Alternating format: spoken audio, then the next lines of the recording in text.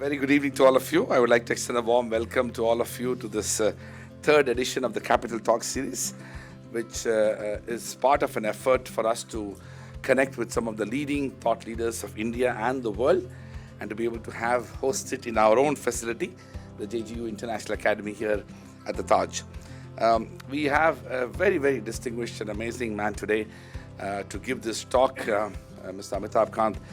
In so many forums, it does not need any introduction, but definitely not here. There are so many things that can be said about him, a very distinguished Indian Administrative Service officer. Of course, we all know the extraordinary contribution that he made towards the astounding success of the G20 summit. But for me, he remains the man who made the Kerala story possible. As somebody who is from Kanyakumari, the southernmost tip of India, I have been deeply inspired by what he made Kerala to be. For those of you who may not be aware, the extraordinary success of Kerala's global tourism as a destination to a large extent owes to Mr. Amitabh Kant, and so I want to give him a round of applause for that.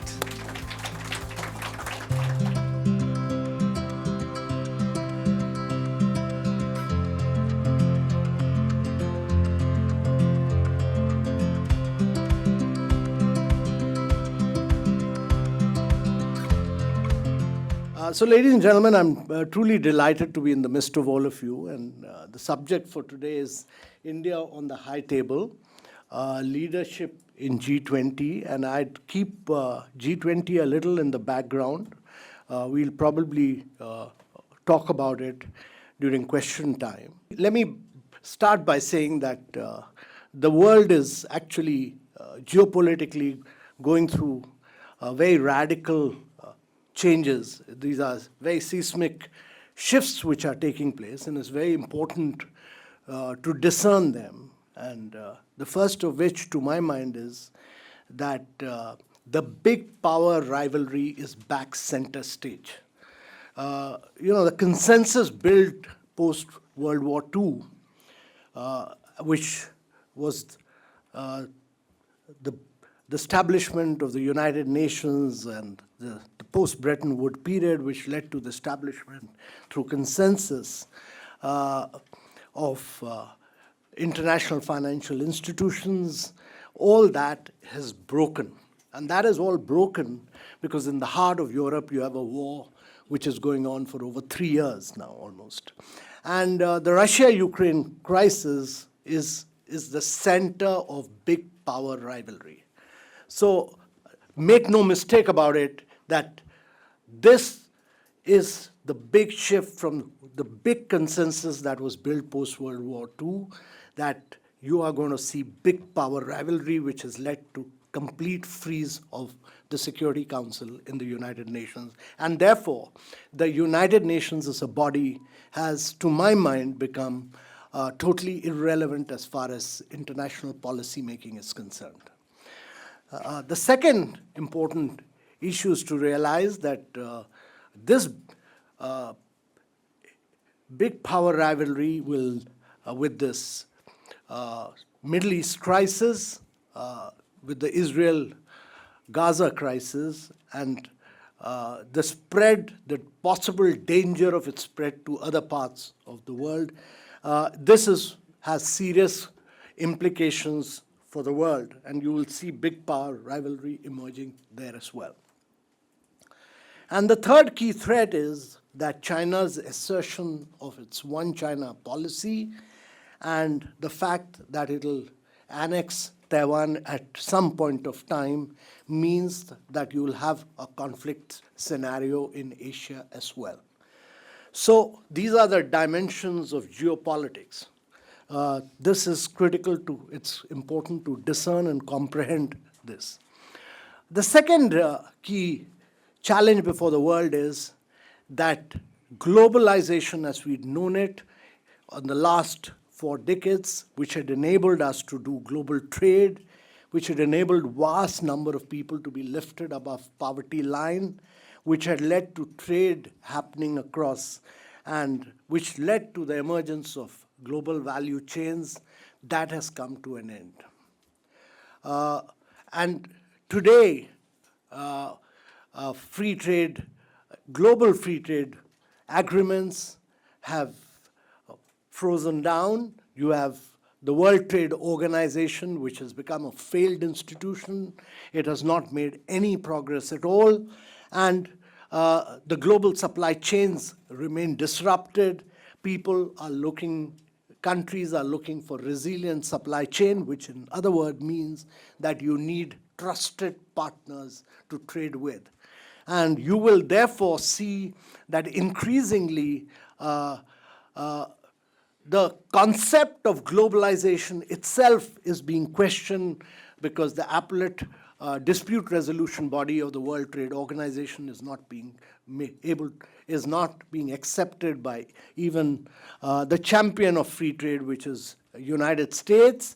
And you are seeing countries going and doing bilateral trade agreements rather than believing in multilateral trade organizations. The third key feature, to my mind, is that multilateralism is under huge stress. Multilateralism is being challenged. And therefore, United Nations as a body or World Trade Organization as a body, all of them are being challenged in very severe ways. And probably the only multilateral body which has been able to arrive at consensus on a vast range of issues was the G20 during India's presidency, and I'll dwell on it a little later. But the third key feature to my mind is that the world is also seeing the emergence of a range of new technologies. And this is artificial intelligence, generative AI, quantum computing, blockchain. All of them can enable the world to proceed at very high levels of productivity and actually transform the lives of citizens across the world. So these can have huge repercussions in terms of productivity, in terms of growth, in terms of transforming lives of people. They'll also have huge implications in terms of creation of jobs. And the challenge for the world is that the ethical assumptions behind these technologies will be very critical. And therefore, while they all have their positives, it's necessary for the world to do regulation in a manner that we continue with innovation without having the consequences of disruption or consequences which can lead to disruption of both in terms of economies as well as in terms of conflicts. And therefore, this would require a huge amount of multilateral effort. No individual nation can do it, and therefore you'd require multilateral effort to bring in innovative regulatory regimes for these technologies. So these are the three critical things. If you look at the world around us, it's important to also comprehend that the post-COVID era has seen a vast number of people falling below the poverty line. Some estimates say that actually about 150 million people have gone below the poverty line. We've seen over 100 million people lose their jobs. And therefore, the COVID era has had huge impact on the lives of citizens across the world. The Sustainable Development Goals, which were to be achieved by 2030 instead of progressing, have actually regressed. And therefore, we are way behind. Only 12 of the 170 odd SDGs are on track, and therefore the world is way behind on the Sustainable Development Goals. And you need very accelerated action to push the implementation of Sustainable Development Goals. And therefore, to my mind, for the leaders of the world, the challenge is how do you transform lives of citizens? Sustainable Development Goals will be critical. But there's a huge challenge in terms of the world facing a major slowdown of growth. So if you look at Europe, you will see Germany facing a crisis. You will see UK facing a crisis. You will facing, the global economy is seeing a huge slowdown of growth. And without accelerating growth, it will be very difficult to push for sustainable development goals. It will be very difficult to lift people above poverty line. And therefore, how do you do sustainable, balanced, inclusive growth will be the challenge before the world. But at the same time, there are close to about 90 countries suffering from a global debt crisis. 90 countries of the world are facing a global debt crisis, and this is going to be a huge challenge for these countries because these countries will slip back very severely in due course. And then you have the challenge, because of the Russia-Ukraine war, you have a challenge of food, fuel, and fertilizer in many parts of the world. I mean, Europe is badly impacted, and it's important to comprehend how this impact is taking place. Because if you look at the global GDP, there is only one country in the world which has maintained its position at close to about 25 to 26% of its share in the global GDP, and that's the United States of America. Europe's share actually in the last 2.5 decades has come down from about 30% to 14% and expected to decline further. Whereas China's share has moved up from 3.5% to close to about 18%, but is now coming down. And India is now accelerating its share of global GDP from 4.5% upwards. So what you would see in the global GDP is that there's one country which is critical, and that is which has maintained its share. That is the United States of America. So these are the challenges, but one of the biggest challenges before the world would be the challenge of climate action and climate finance. Because if we are not able to achieve 1.5 degrees centigrade by 2050, the Earth may survive, but we as human beings will get extinct over a period of time. And therefore, several countries will severely get impacted. And therefore, the challenge for the world is to grow, but grow in a sustainable manner and ensure that the world is able to meet 1.5 degrees centigrade. And that's, to my mind, critical.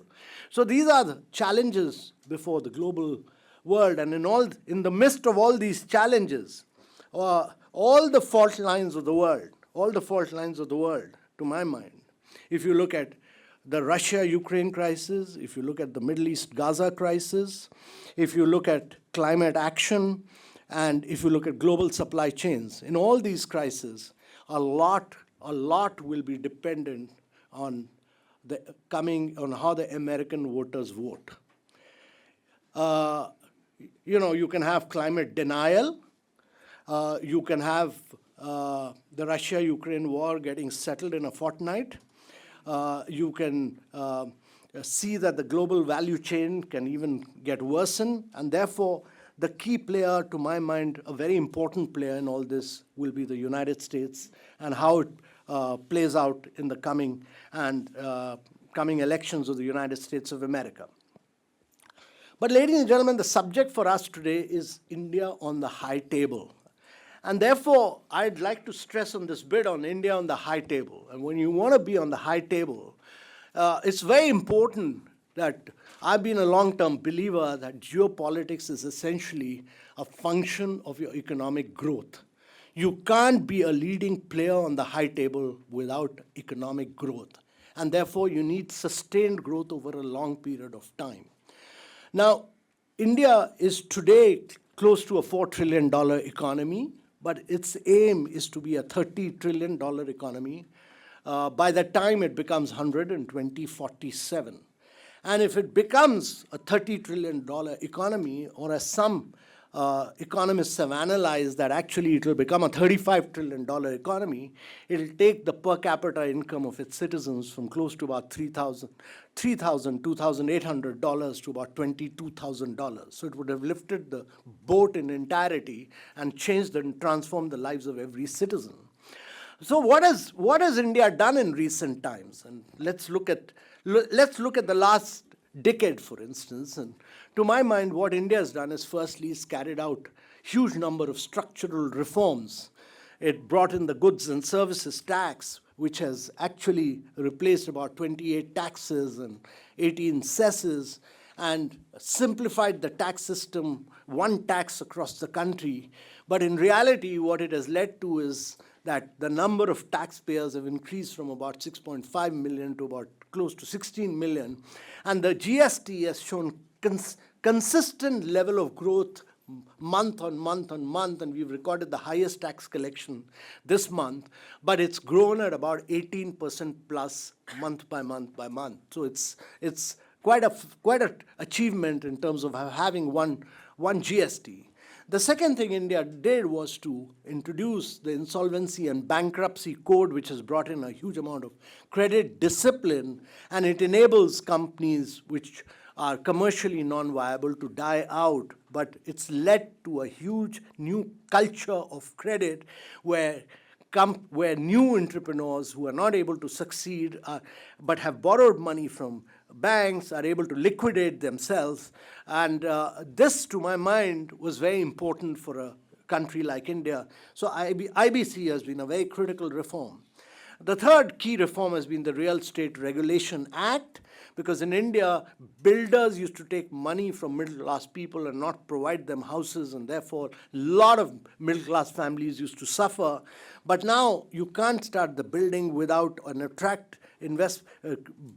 take money from consumers till you've not done the due diligence under the Real Estate Regulation Act, and the regulator then permits you. And that, to my mind, has brought a huge discipline in the real estate sector of India. The fourth key thing India did was to reduce the corporate tax. It brought it on par with global levels, and probably today India has the best corporate rates of taxes. And I'm saying this because a decade before this, India suffered from the twin balance sheet problem. And that was that the bank balance sheets were very poor. People had borrowed money and not returned them, and therefore there were huge NPAs, and that led to the bank's performance getting very adversely affected, and the corporate balance sheet was very adverse. All the corporates were in a very severely adverse position, and their balance sheet was badly hit, and therefore you had to ensure that both the banking sector and the private corporate sector radically improves. India also suffered from the challenge of fiscal deficit and of revenue deficit, both at that particular time, and it was termed as one of the fragile 5 countries a decade back. So what it has done in a decade is firstly these structural reforms which has carried out, and one of the key structural reforms, in addition to GST, IBC, RERA, corporate rates being brought down, has been a huge focus on the ease of doing business. It's scrapped a lot of rules, regulation, procedures, paperwork, made India very easy and simple. In FDI, it allows almost 95% of the FDI to come in through the automatic route. So huge structural reforms were carried out. The second big thing that's happened in India is a huge focus on infrastructure. It's been the post-COVID era has seen a huge focus on infrastructure, but the decade story is a story of infrastructure creation. So India in the last 8 to 9 years has created close to about 40 million houses, which is like almost creating one Australia in India. That's more than the population of Australia. It has created about 120 million toilets, which is like creating a complete Germany of toilets in India. And it has provided piped water connection to 253 million Indians, which is like providing piped water connection to the entire population of Brazil. That's been the size and scale. But it has built close to about 80,000 kilometers of roads, expressways, highways, etc. 80,000 kilometers of roads is like making Indian roads 3 times over. That's been the size and scale of what India has done. It's also been able to provide electricity to all its citizens, close to about 30 million citizens. So the transformation of India in terms of its infrastructure creation has been enormous, and it's taken the GDP, the capex spend, the capital expenditure spend, as a percentage of its GDP from 1% to close to 4%. And government has done most of the push towards infrastructure creation because the post-COVID era, the private sector was not coming forward to invest. But having given it a kick and led to the last 3 quarters, leading to about 8.4% growth over the last 3 quarters, what you are now seeing is hugely improved private sector balance sheet. So the bank balance sheets have never been in such good condition. The corporate balance sheets have never been in such good conditions as now. And once the private sector investment, which is now kicking in, really takes off, then you will have a decade of spiraling growth on the back of private sector investment. And therefore, my view is that the government has done the heavy lifting, and now the private sector will come in and do the heavy lifting for a decade or so on the back of good balance sheet of the banks, so that companies will get debt in a very sound, logical manner, and you'll get equity investments from Indian private sector companies, which has started to happen. So this is the infrastructure story of India. The third key point which has happened in India is that a huge amount of digitization has taken place. We are the only country in the world where everybody has a digital identity. Then between 2015 to 2017, we opened up 520 million bank accounts. And 520 million bank accounts means that 55% of the bank accounts opened across the world were opened in India. Every second bank account was opened in India, and then through a drive, we linked up both the digital identity and the mobile number of each individual to the bank account. Now, this was a lot of hard work for India. Opening bank accounts, and at that point of time, only 18% of the women in India had bank accounts. Today, 91% of the women in India have a bank account. So we then, because we had linked up both the digital identity and the mobile number, Indians started doing fast payments. And today, everybody uses the QR code or uses a UPI or Phone Pay or Google Pay or Amazon Pay to make payments. People don't use cash. And 46% of the real-time fast payments in the world happen in India. Last year, we did 130 million transactions, and that was about 46% of the real-time fast payments in the world. And China was next with about 26. So you see the vast difference in what India has done. So many of us, like me, I've not been to a physical bank, or used my checkbook, or been to an ATM machine, or used my debit credit card for over 4.5 years now. I just use my mobile as a virtual bank. But, from the fast payment, a number of young startups actually started looking at the credit history at the history of payments and started giving credit. So you have young startups like MobiKwik, Pine Lab, all of them actually lend credit on the payment history. And all of them have become unicorns. And then you had a whole range of young unicorns like Zerodha, Grow, Upstock, all of them unicorns now, which started actually taking the stock market to Tier 2, Tier 3 cities. And they took it to rural areas. So they were able to take wealth creation to Tier 2, Tier 3 cities and rural areas. And actually, they control now about 31% of the stock market in India. And then you had another set of young startups like Go Digit and Acco, young entrepreneurs like many of you sitting here, who started doing insurance.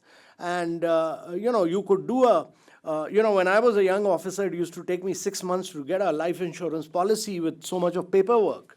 But today, you can do a transaction in 30 seconds. You can do a stock market transaction in 30 seconds. You can get a credit in 1 minute. You can get an insurance policy in 1 minute in India. Nowhere else in the world does this happen. Nowhere else in the world, because India has built up this unique digital public infrastructure, which is open source, open API, which is globally interoperable, and which, to my mind, is the model of the future, because this model ensures through a techno-legal solution that the data remains with the citizen, and he gives permission for the use of that data. It's a techno-economic solution. and the world will move towards this open source model, and the world will move away from the big tech model of the United States, which in the last, 3 decades, all the innovations have come from Google, Meta, Apple, or Amazon in the western part of the world, and they've come from Tencent and Alibaba in China. But in all these cases, the data of the citizens has been taken over by the big tech, and they've used machine learning and AI for their commercial benefit. This does not happen in the digital public infrastructure model. And that is the model which has now been accepted by G20, the definition and framework of it, and which will go forward for the future of the world. So this has been the real digital transaction story of India, and that is why we could do 2.2 billion COVID vaccination, which is totally digital in India without paperwork during the COVID period. We could transfer money into the bank account of 800 million people during the COVID period.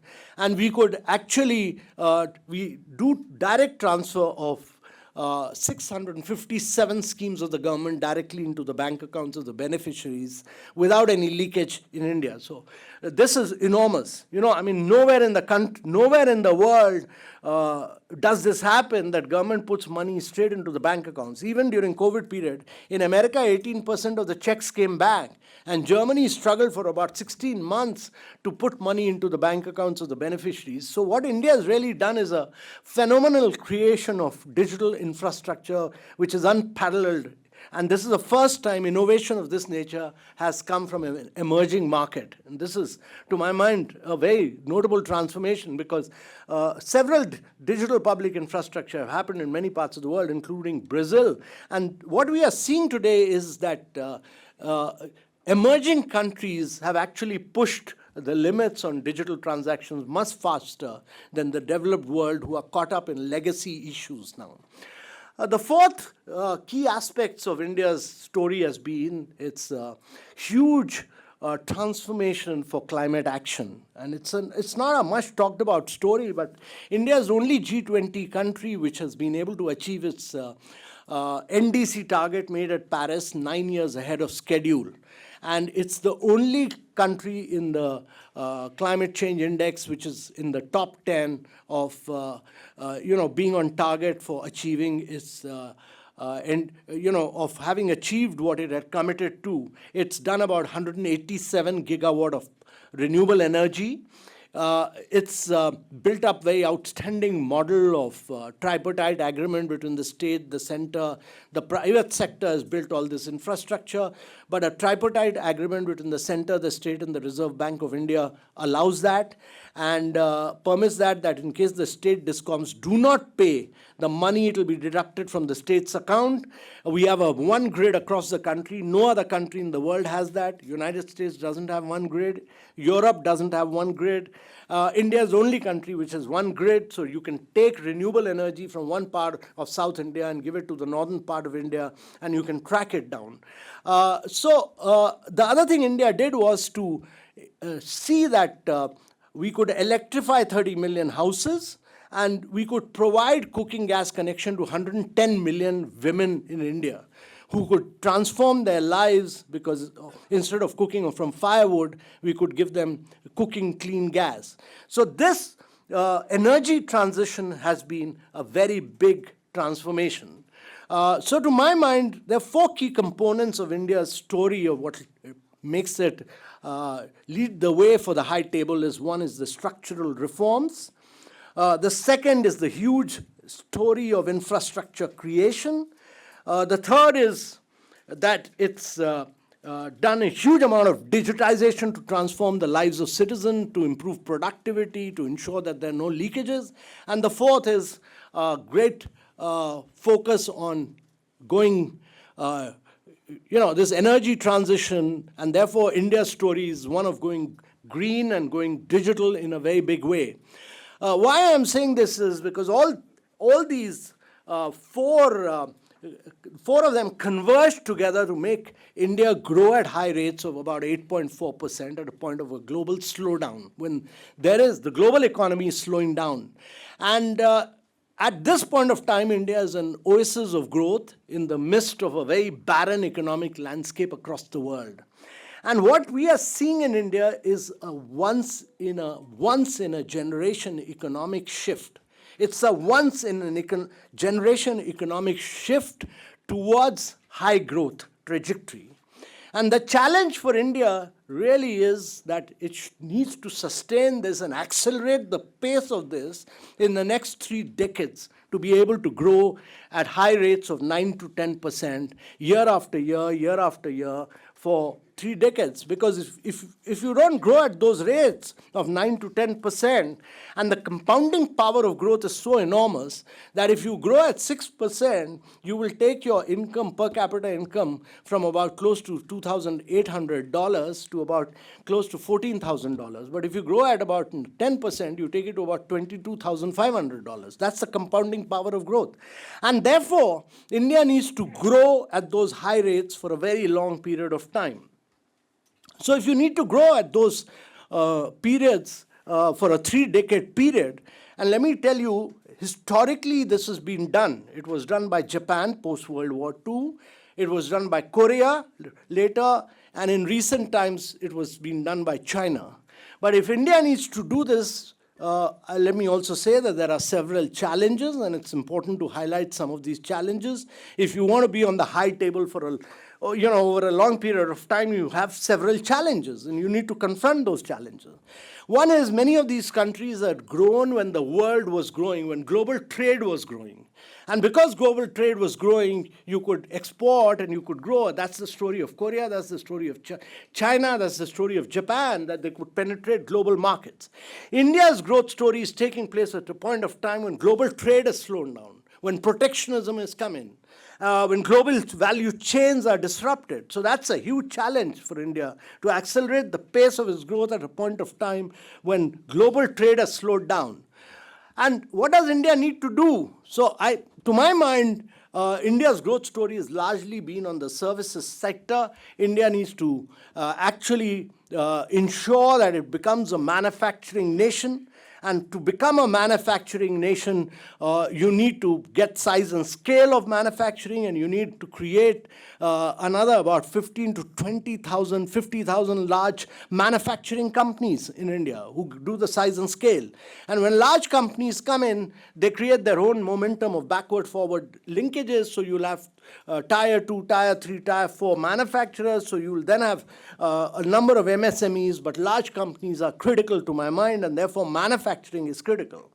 But more important is that India has been a very reluctant urbanizer, and therefore India has to push for sustainable urbanization in a very big way.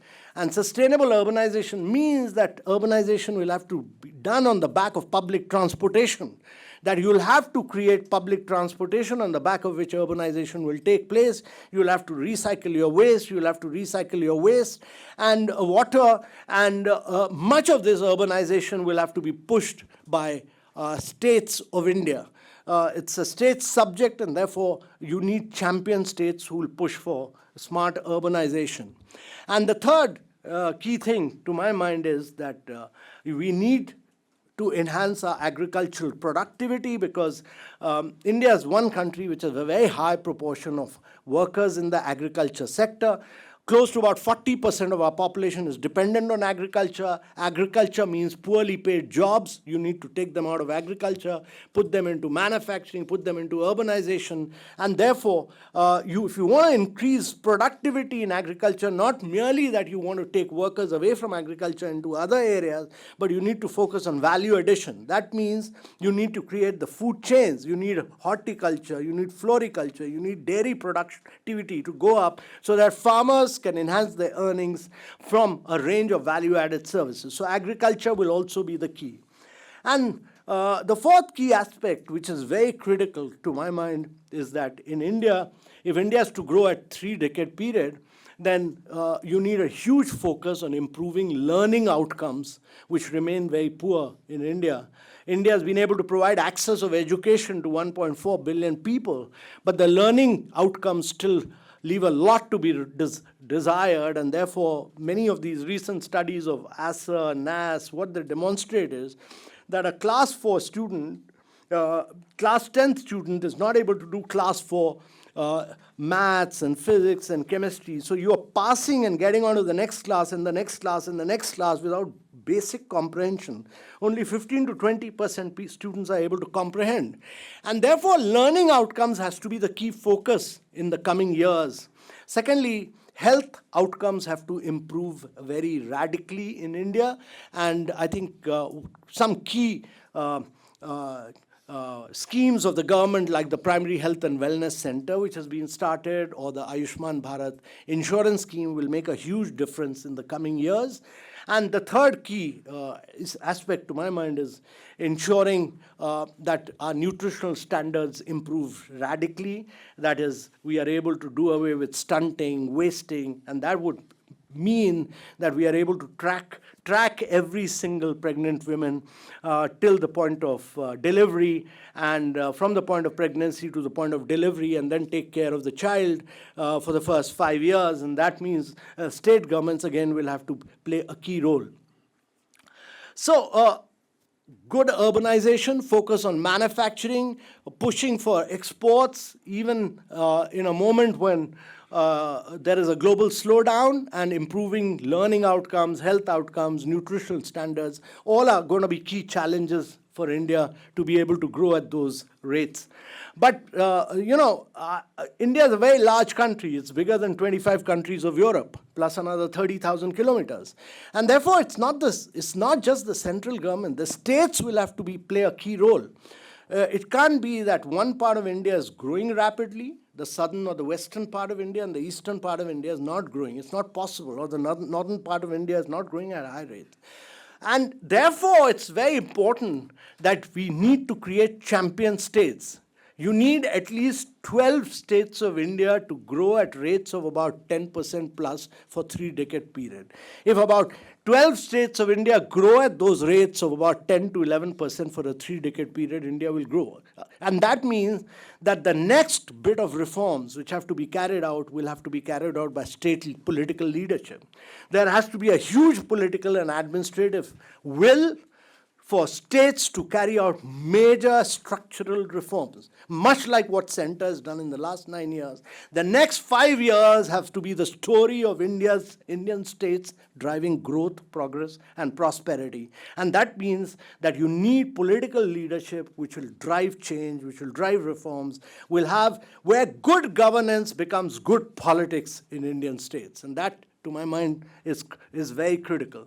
So, ladies and gentlemen, my belief is that if India, it's not about India on this high table leadership during G20, it's about putting India at a high leadership for a 3-decade period, 4-decade period, to ensure that this leadership remains there. The challenge is to be able to grow at very high rates, to be able to lift not only your GDP, but the per capita income of your citizens, and you need to carry forward this reform story for a very, very long period of time. And that is what I've dwelt upon. I am a believer in multilateral systems, and I believe that multilateralism is key to the global growth of global economy, and that's why India, despite many challenges which were confronting the world at that point of time, India did its G20 in a very different manner. We believed that this is not just an elitist body.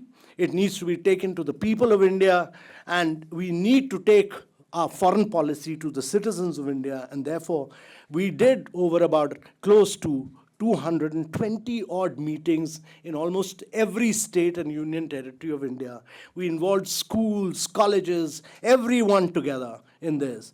And despite all the challenges of geopolitics, challenge of energy transition, climate action, we were able to eventually bring everybody together. We had 83 paras. We had about close to 224 outcomes of the Indian G20. Despite all the complexities in the world, we were able, the multilateral system works on consensus. If you're not able to arrive at a consensus, even if you are one opposition country, there is no agreement, and therefore the multilateralism fails. So at a point of time when the United Nations had failed, India brought all the countries together to bring consensus on all the 83 paras. We're the only country which brought consensus on every single para. And we ensured that multilateralism succeeds. And therefore, what India did was to ensure that even on a very contentious issue like the Russia-Ukraine para, it took us, all that one particular para took us about 300 hours of negotiation. It took us over about 260 bilateral meetings. It took us about 16 drafts which had failed. The 17th one succeeded. We took it to this ultimate level, but we ensured that the Russia-Ukraine para was fully brought by consensus across G7, Russia, China, all emerging markets together. And that demonstrated India's great ability to be a leader on the high table. And to my mind, no other country could have succeeded at that point of time because India was able to bring every emerging country together. It was not just India's success, it was a success of Brazil, it was a success of South Africa, it was a success of Indonesia. All of us worked together to bring everybody together. And that, to my mind, demonstrated India's great ability. And that could happen because India had built up its stature. The Prime Minister had a stature, the Prime Minister had a standing. The Prime Minister's ability to push reforms in India had given us the positioning and our ability to carry brinkmanship, to do hard negotiations, to carry it late till late in the night, and to be able to bring everybody along to build consensus was possible because India demonstrated its leadership in driving economic growth. And without economic growth, you can't have global leadership. And therefore, what we demonstrated in G20 was our ability to achieve much of this success because we had done structural reforms, because we were a leader in clean energy, because we were a driver of infrastructure, and because we were a country which was driving, we were an oasis of growth in the midst of a barren economic landscape. Thank you very much, ladies and gentlemen. Thank you for your invaluable insights. I'm Mansh Pinchal from Open Global University, pursuing BA Honors Global Affairs, first year student. So my question is regarding in the light of recent telephonic conversation between PM Modi and Russian and Ukrainian president, India was invited by both the leaders to mediate. And as the peace summit is scheduled to take place in Switzerland in the month of June, so according to you, how do you think India should take this opportunity? As Professor Nevin Kumar have also pointed out that you should never raise the crisis. So how do India should participate? What the level of participation should be there that India should be doing in this particular summit? Thank you so much. So, it's the Russia-Ukraine issue is a very complex issue. It's a complex issue because there are issues of territorial sovereignty. It's an issue of political independence. Many other challenges come in. It's an issue which touches the very basic principles of the United Nations. And you can have it's not possible to have a settlement between Russia and Ukraine without the United States of America and Europe. Ukraine is being supported by United States of America fully. It's being financed, it's being supported by Europe because they feel that it's a threat to Europe and to international peace. So I think the more important question is you get into a solution when all parties are willing. You can be a peacemaker when all parties are willing. And you can be a peacemaker and a successful peacemaker. You should only get in when the chances of your success are very high.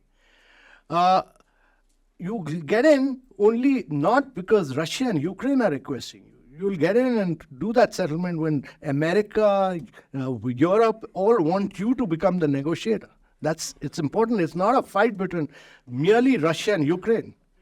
Understand and comprehend the character of that war. It's a war which is being fully backed by Europe and United States. So you make your assessment whether you'd like India to get in at this stage. My question is, does the Indian government plan to rebuild the agriculture marketing infrastructure to, say, improve price discovery and trade transparency, considering that India is the largest producer of wheat, rice, pulses, milk, vegetables, and oilseeds globally? Thank you. So India has actually done a lot of work around this, building up the marketing infrastructure to ensure that during the COVID period, our farmers do not get impacted. We were able to provide direct benefit transfer to them. A lot of agri infrastructure has been created. But, we built up a policy regime which was built for the green revolution around rice and wheat. But since then, a lot has changed. We procure all that rice and wheat and is put into the godowns of the Food Corporation of India, which then supplies. That is the structure which has been built up. But now what has happened is that we are not only producing for ourselves, but we are exporting wheat and rice. And rice is also leading to taking out water from below the ground level. So in Punjab, you reached a level, almost 85% of our water is going for agriculture production. So that's why this whole huge focus on millets now. And what we are trying to build up is more a market-oriented economy where you can get into more value-added production. The farmers will benefit if they get into, as I said, increasing their earning from dairy sector, increasing floriculture, including floriculture or horticulture. All these are critical for India. And, it's important that we do greater diversification in Indian agriculture now. Hi, I'm Suchetan, the editor of Outlook Business. You mentioned the very strong growth figures that we've been posting has been overstreet 4 quarters of robust growth we have been showing. The private sector balance sheets have never looked this well. They're deleveraging their debt and they're doing it very well. But when do you think that gross private capital formation will increase significantly as a proportion to GDP? We've been waiting now for a year. No, I think I've been analyzing this. Your investment rates have gone up quite substantially now. And to my mind, that cycle has started kicking in now. And you will see this in a range of areas. I mean, you're seeing this in many of the PLI-led sectors. You've seen this in mobiles. You've seen this in battery manufacturing. You've seen this in infrastructure sector.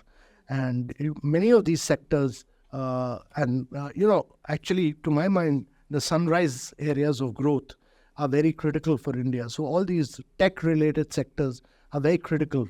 And you will see once that it started kicking in, and once it accelerates the pace, you will have that virtuous cycle for about over a decade. Just one more question. Yeah. That is, we see a lot of investment coming into sectors where there is PLI and also technology. But when it comes to infrastructure, do you think it's been a case of once bitten and forever shy? Because we know that was the sector which initially indexed to the twin balance sheet problem that we had. Yeah, so it's very important that government creates infrastructure. But government is not good at operation and maintenance. And therefore, we came out with a scheme for asset monetization. And actually, the government has pushed, if you look at the National Highway of India, is putting out about close to 48,000 kilometers of roads for private sector to operate and maintain. That's the way to go, because you have had a challenge of PPP projects earlier. So let government create top-class infrastructure, give it out to the private sector through a transparent bidding process for operation and maintenance. And that's what's happening in the coal sector. That's what's happening in the mining sector. The number of coal mines and the number of mining leases that India has given out is a record level, actually. So, ladies, I sent Alex area. Under your guidance, I was serving as the head of delegation called the G20. And also a proud alumni for the same institution as you and Srinam said. So, my question to you is twofold. What is the significance of the convening hour of these conferences? Obviously, we saw that as at the G20, but partly a lot of that lies with the United States. And moving forward, as we are planning to host COP33 and COP28, what is the broader approach that India can take in sort of getting that convening power for a lot of these major negotiations? No, convening power is enormous because it's very enormous because the Brazilian ambassador is sitting here, and I want to say the power is enormous because so far the agenda for the world was being set by the developed world. This is your opportunity to set the agenda for the world. You are holding the pen, and therefore, if you look at the New Delhi Leaders' Declaration, it's an agenda, it's a declaration for the global South. If India had not been driving the G20, the world would not have seen African Union as a member of G20. It's India who made it G21 and included African Union as a member and ensured that it becomes a more inclusive G20. So you are setting the agenda for the rest of the world. You are driving the New Delhi Leaders' Declaration. You are driving the key issues. And therefore, the responsibility on the country is enormous because you are the true driver of global consensus. And the first time in the world that you are having four emerging markets, one after another, holding the G20. So it's not a G7 club. And that's why I think G7 is very elitist in character. G20 is very inclusive, and it covers almost about 88% of the global population. I just want to ask Mr. Kant, how much pushback are we seeing diplomatically over India's current positioning as leader of the global South, as giving global models like DPI, etc.? Because there seems to have become a sudden spate of stories about India and the US and us transgressing bounds, etc., which have been coming out yesterday. Domestically, maybe playing out well, but globally and diplomatically, do you think this is part of a larger pushback to India's new position on the global stage? Well, I was in the United Nations just a few days back for the Citizen Stack launch, and I saw no pushback at all on that. I mean, as long as you're creating a great product which is actually transforming lives of citizens, which is able to ensure that you're able to do direct benefit transfers, you're able to do fast payments, you are able to actually ensure that you're able to do 30 seconds transactions, and you're able to provide insurance in 1 minute. A good economic model will be accepted by everyone because you're keeping the data with the citizens. So it's something which everybody from, and I interacted with a vast range of academic intellectuals from Stanford to Northeastern to Harvard. All of them said that this is the model to go forward with. And so I don't see any. I mean, you may have some pushbacks on some other issues, but not on issues where India's, issues of energy transition or issues of digital public infrastructure, they'll be well accepted. Good evening. Thank you for your very enlightening presentation. Would like just to connect with one of the observations made regarding convening power. I myself have gone through an experience of advising the boss regarding G20 some years ago, and I recall how it's important to have the convening power. I think India showed, and holding the pen makes the difference. I recall that I'm not going to mention which presidency it was, but it was the former G7 country, which was an uphill battle just to insert the term biofuel on the summit declaration. We wanted just to include this word, and it was very difficult because we were not holding the pen. This question I'm going to ask you, I would not have asked anybody else, but I'm comfortable to ask you because you're a very open-minded person. So we are talking about India being on the high table. And when you are at the high table, one of the things that happens is that people are going to scrutinize you. People are going to hold you to very high standards. People are going to even criticize you. And people are going to ask you tough questions. My question to you is that, are we prepared to behave like a person in the high table and to recognize that if you are going to be playing the big game, people are going to be more rigorous in your actions? Because the reason I'm asking this question is that sometimes I end up feeling that we are very insecure about criticism that comes around. And we probably need to be more sagacious and more a person like in the high table than we deal with criticism. Your comments. So let me first say that if you want to succeed on the high table, which we did during G20, was because you have to be thoroughly prepared. I mean, you have to be more knowledgeable than any other country. I mean, you have to know their country positions. What is the stand they've taken in previous multilateral negotiations? So we didn't hire outside consultants like McKinsey or Bain or BCG. We built up a solid team of insiders, young people who became they were outstanding young professionals who worked with us. And I think we were better prepared than any other country to negotiate. So without that strength, without that confidence, without that capacity, you can't negotiate. Number two is that,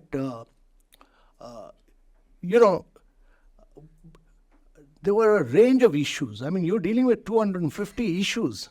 Now, there's a lot of give and take going on all through, but you have to understand what are your core issues on which you want to push through. And those issues you will not succeed without your ability to do bilateral negotiations.